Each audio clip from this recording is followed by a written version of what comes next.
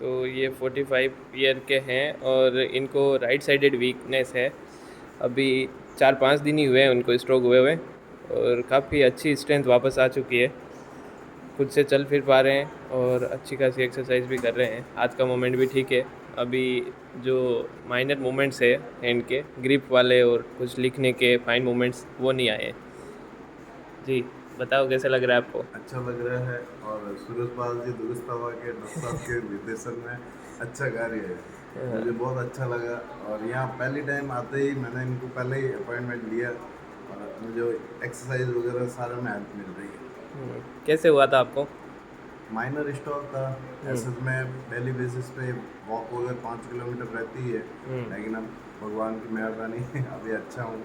हम्म। और रिकवरी होने के 100% चांस है। जी, थोड़ा चल के दिखाएंगे? छोड़ दो उसको, छोड़ दो उसको वहीं पे। चलो।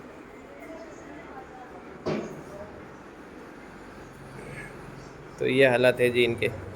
5-6 दिन ही हुए हैं अभी। अच्छी खुद रिकवरी में है। कॉन्फिडेंस होना चाहिए जी बिल्कुल। और अपना सब सही होता है।